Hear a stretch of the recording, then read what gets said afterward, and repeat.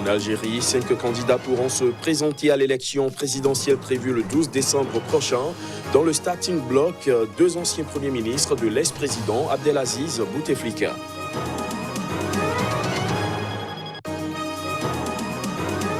Au Bénin, les réactions fusent de partout après l'adoption par le Parlement d'une révision constitutionnelle, une modification de la loi fondamentale qui intervient dans un contexte de crise politique.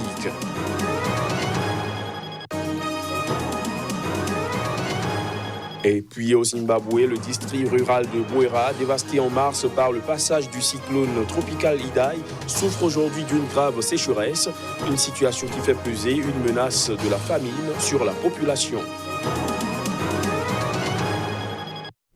Voilà pour les titres. Bonsoir à tous. En Algérie, 5 candidats pourront se présenter à l'élection présidentielle prévue le 12 décembre prochain. Dans le starting block, 2 anciens premiers ministres de l'ex-président Abdelaziz Bouteflika. L'annonce a été faite par l'autorité nationale en charge de l'organisation de l'élection. C'était lors d'une conférence de presse à Alger. Voici les images. Au total, 23 candidats avaient déposé leur dossier en vue de participer à l'élection présidentielle algérienne destinée à trouver un successeur à Abdelaziz Bouteflika, forcé à la démission en avril après 20 ans de pouvoir. Mais l'autorité électorale algérienne a annoncé ce samedi avoir validé les dossiers de 5 candidats pour ce scrutin prévu le 12 décembre prochain. Désormais, le Conseil constitutionnel a 7 jours pour rendre officielle la liste des candidats après d'éventuels recours. 3 des candidats retenus ont travaillé sous l'autorité de l'ancien président, Ali Benflis, directeur de cabinet à la présidence, puis Premier ministre, Abdelmadid Tebboune, plusieurs fois ministre, puis Premier ministre, et Asdine Miboubi en tant que ministre. Le 4e candidat est Abdelkader Bengrinard, ancien ministre du Tourisme de 1997 à 1999 et ancien député d'Alger, issu d'un parti qui a soutenu Benflika. Le 5e, Abdelaziz Belaïd, a notamment fait partie d'organisations de jeunes qui ont aussi soutenu l'ancien président. Ali Benflis, lui, se présente depuis 15 ans comme le principal opposant de Bouteflika. L'élection du 12 décembre est rejetée par le mouvement de contestation inédit né fin février et sous la pression duquel Bouteflika a été forcé par l'armée à démissionner. Le mouvement de contestation refuse que l'élection présidentielle soit organisée par le pouvoir aux mains d'ex-figures des 20 ans de présidence de Bouteflika. En Tunisie, le parti d'inspiration islamiste Ennahda, vainqueur des dernières législatives, a présenté à la presse un document d'accord qui sera discuté lors des négociations avec les autres partis. Ce document sera utilisé pour former un nouveau gouvernement avec des ministres dits compétents. Les détails. Vainqueur des législatives en Tunisie, le parti Ennahda a établi un document d'accord qui va guider les négociations avec les autres partis pour la formation du nouveau gouvernement. Nous allons aboutir à une solution et nous allons nous mettre d'accord sur la base d'un programme, sur la base d'un gouvernement capable de réaliser des accomplissements et comprenant des ministres représentant les ambitions des Tunisiens et qui traduisent leur volonté de voir un gouvernement compétent et honnête. De l'avis de Ennahda, ce prochain gouvernement sera formé avec des ministres compétents. Nous avons présenté ce document pour que l'entrée à la construction du nouveau gouvernement soit une entrée bâtie sur un programme, des idées, l'abord des grands dossiers, la façon de les traiter et pour unifier la vision de tous les acteurs politiques du prochain gouvernement. Ennahda n'envisage aucune alliance avec des partis qui, selon lui, nient encore la révolution, ni avec ceux qui ne croient pas en la démocratie, encore moins ceux qui sont toujours attirés par le passé et par la dictature. Le parti refuse toute discussion ou consultation avec le parti d'Abir Moussi. En Guinée-Bissau, le Conseil de sécurité de l'ONU a appelé au respect de la date de la prochaine élection présidentielle. C'est à la faveur d'une déclaration adoptée à l'unanimité des 15 membres du Conseil. Ce dernier rejette par ailleurs le changement de gouvernement décidé par le président bissau-guinéen.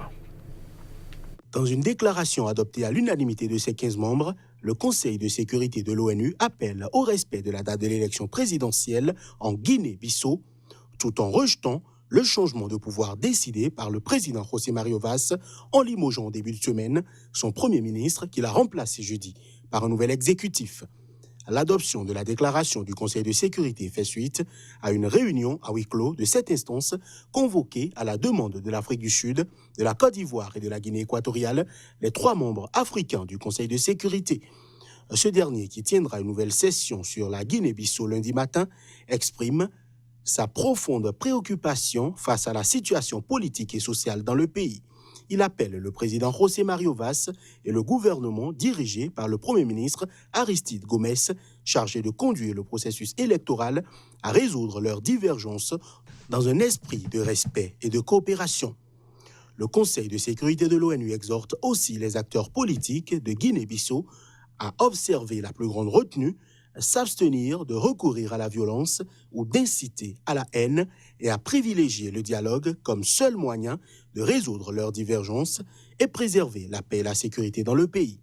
L'instance onusienne souligne par ailleurs la nécessité urgente de tenir le scrutin présidentiel le 24 novembre comme convenu afin d'achever le cycle électoral permettant un transfert pacifique du pouvoir au président qui sera élu.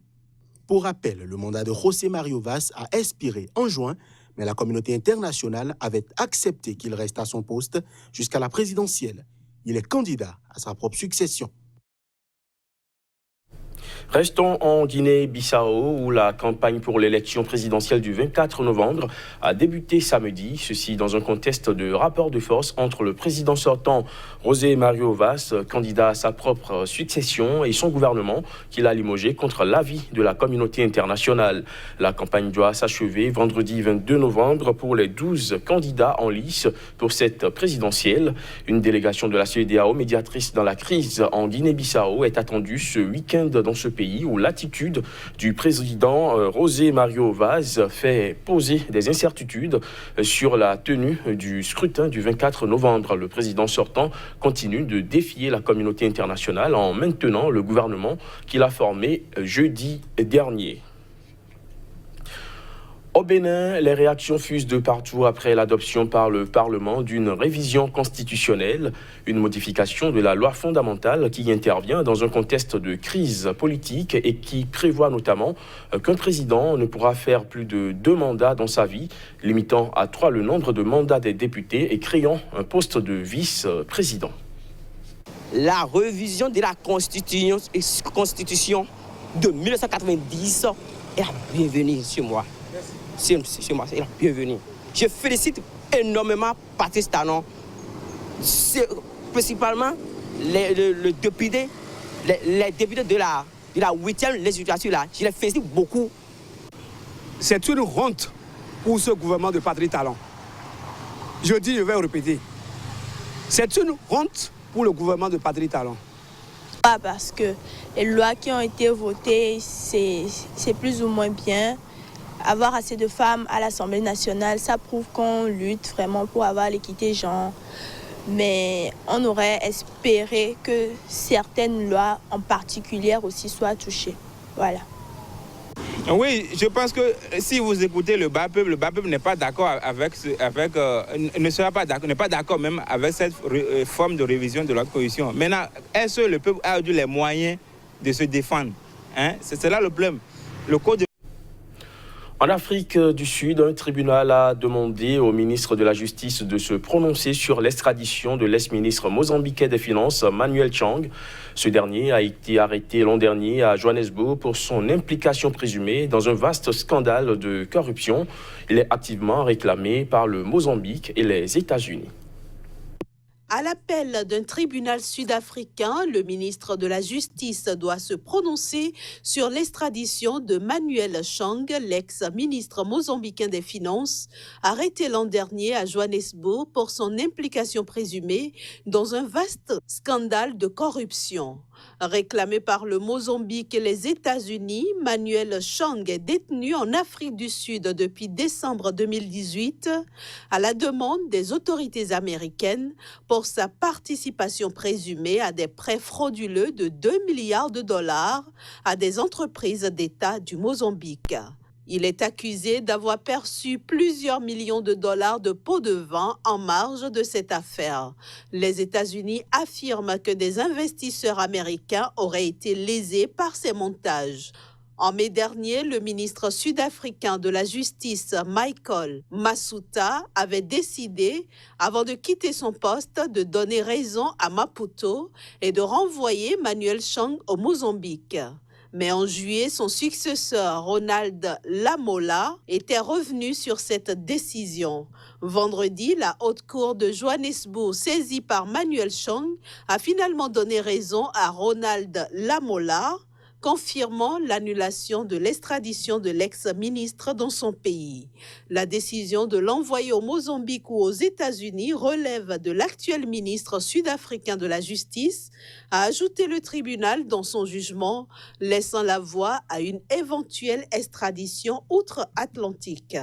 Notons qu'un homme d'affaires libanais, Jean Boustani, présenté comme le cerveau de l'opération, est actuellement jugé aux États-Unis. Dévasté au mois de mars dernier par le passage du cyclone tropical Idai, le district rural de Bouéra, à l'est du Zimbabwe, souffre aujourd'hui d'une grave sécheresse. Une situation qui fait peser une menace de la famine sur la population. Reportage. Bouéra, un district rural de l'est du Zimbabwe, souffre aujourd'hui d'une grave sécheresse qui menace sa population de famine. Soumis depuis des années à des épisodes récurrents de sécheresse, les habitants du district de Bouéra bénéficiaient alors d'une aide d'urgence du Programme alimentaire mondial. $8 par mois pour chaque personne, de l'huile et des rations de porridge pour les enfants. C'était alors suffisant pour s'offrir 3 repas par jour, payer les frais de scolarité des enfants et leur repas à l'école. Quand les villageois reçoivent de l'argent des donateurs, cela les aide beaucoup. Et c'est aussi un avantage pour moi en tant que commerçante, parce que ça fait marcher mon commerce et nous survivrons tous. Cette aide s'est arrêtée depuis et les familles ont dû alors adapter leur régime quotidien. J'ai utilisé de l'argent que nous avons reçu pour payer les frais de scolarité de mes enfants et le reste pour acheter de la nourriture. Mais depuis la dernière fois que nous avons reçu l'argent, nous avons fait face à de graves pénuries alimentaires et nous ne mangeons qu'une fois le soir et des fruits sauvages toute la journée. Nous avons réduit nos portions de nourriture afin qu'il y en ait assez pour tout le monde. Mais parfois, moi et mon mari ne mangeons pas du tout et nous nous assurons que seuls les enfants ont de la nourriture. Dans les villages alentours, les mauvaises récoltes ont plongé des milliers d'habitants dans l'insécurité alimentaire. Dans son village de Johnny, Fungai Mugombe a monté avec les 2 autres femmes de son mari une petite affaire de vente de ferraille récupérée sur des pneus de camion qu'elle tresse en grillage. Souvent, elle échange sa ferraille contre un peu de nourriture. Parfois, nous troquons la clôture que nous fabriquons avec de la nourriture et c'est la principale raison pour laquelle nous fabriquons la clôture, pour nous procurer de la nourriture. Pour faire face à la situation, le gouvernement affirme avoir consacré 120 millions de dollars américains de son budget à la production de cultures stratégiques. Mais dans un pays englué dans une crise économique depuis 20 ans et paralysé par des pénuries, ces cultures se font cruellement attendre sur le terrain. Fin de ce JT, merci de l'avoir suivi.